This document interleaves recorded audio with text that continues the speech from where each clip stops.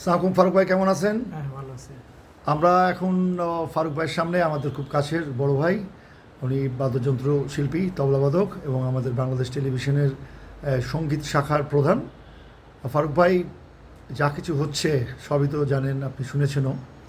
তো এই যে আপনার সিনিয়র কিবোর্ড বাদক জুনিয়র, তাকে অবৈধভাবে সিনিয়র করেছে সুমন রেজা খান, বলেন আপনি এর দুষ্কর্ম, এর কার্যকলাপ, এর যা কিছু বলতে চান আপনি বলতে পারেন খোলামেলাভাবে। আসলে ছেলেটা এই আমাদের বাদ্যযন্ত্র শাখায় চাকরি নেওয়ার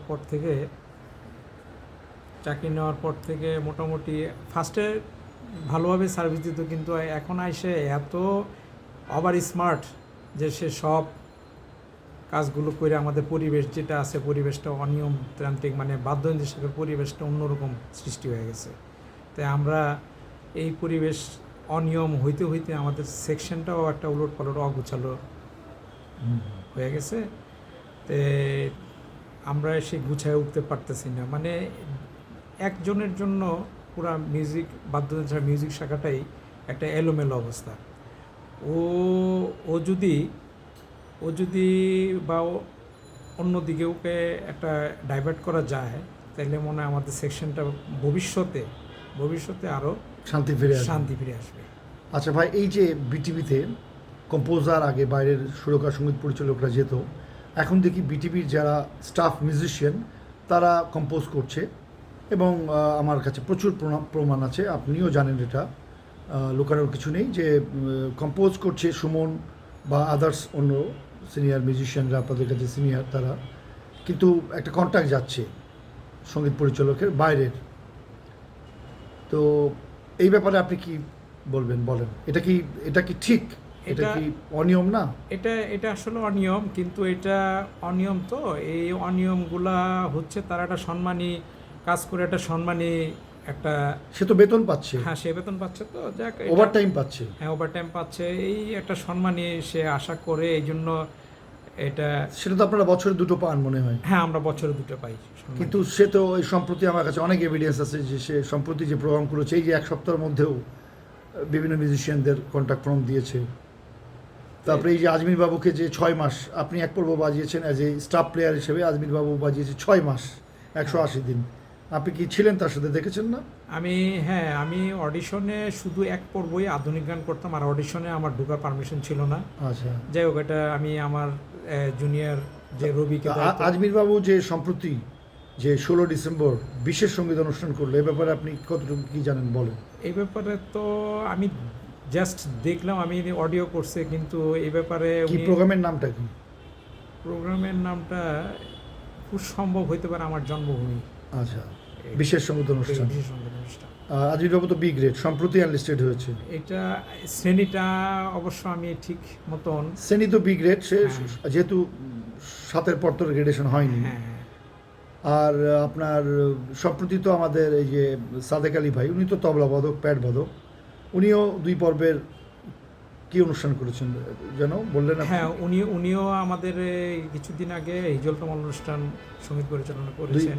2 পর্ব করেছেন। আসলে উনি আমাদের অনেক আগে থেকেই সঙ্গীত পরিচালক হিসেবে অ্যানলিস্টেড না, উনি সম্প্রতি এই লাস্টলি উনি অ্যানলিস্টেড হয়েছেন। আচ্ছা, মিউজিশিয়ান হিসেবে উনি অনেক পুরনো, শুরু থেকে 2-1টা প্রোগ্রাম আগেও সঙ্গীত পরিচালনা করেছেন। হ্যাঁ করেছেন, আমি জানি, যাই হোক, আমি দেখেছিও।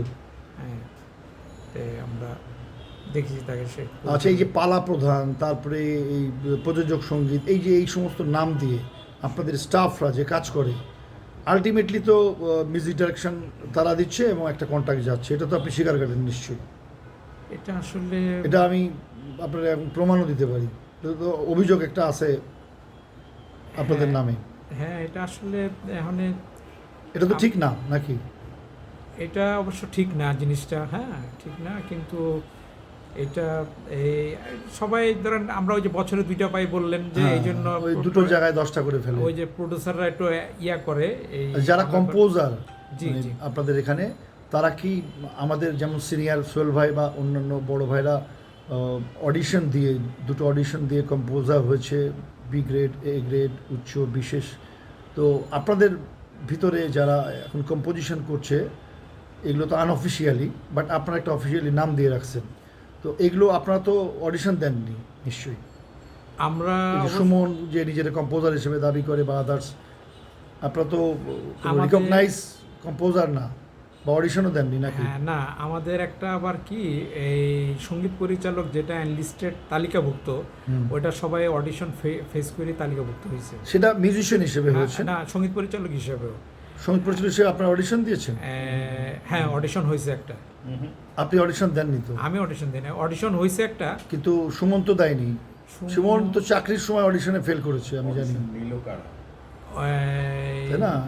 মানে যেটা আমি বলতে চাচ্ছি যে যেমন একটা সেলিব্রিটি সুরকার সঙ্গীত পরিচালকের একটা অডিশন নাই, হ্যাঁ, সেখানে আমাদের রিচার্ড কিশোর ভাইও থাকেন, শেখ সাদি খান ভাই থাকেন, ওইভাবে তো সুমন অডিশন দিয়ে সঙ্গীত পরিচালক হয়নি, এটা তাহলে এটা ঠিক আমার, এইভাবে তো হয়নি হ্যাঁ, এইভাবে আমার বলে আমার জানা। জানার মতে আমার আমার আমি জানি না, হইতে পারে, মানে এরকম। ইভেন আপনার যে দোতলা বাজাচ্ছেন উনিও তো এভাবে কম্পোজার অডিশন দিয়ে আসেননি। কিন্তু ওনারা বললো তো সঙ্গীত পরিচালক আমাকে, আমি আর তো হ্যাঁ, ওনারা তো বলছেন হ্যাঁ, বা সঙ্গীত পরিচালক। ঠিক আছে। আর অফিসিয়াল যেটা আপনি বললেন আমাদের স্ট্রাকচারে যেভাবে আছে না, স্ট্রাকচারে না, এটা তো ধরেন যে মাহবুজা আক্তার যিনি অবৈধ যে অনৈতিক কাজের সাথে জড়িত যে দুর্নীতি করেছেন, উনি আপনাদের আমি শুনেছি এই তহিদের সাথে একটা সার্টিফিকেট দিয়েছেন, রিকগনাইজ করেছেন, তো উনি তো একজন মিউজিক ডাইরেক্টর রিকগনাইজ করতে পারে না, উনি তো সেই পদে নেই আমার, বা সেই যোগ্যতাও নেই ওনার।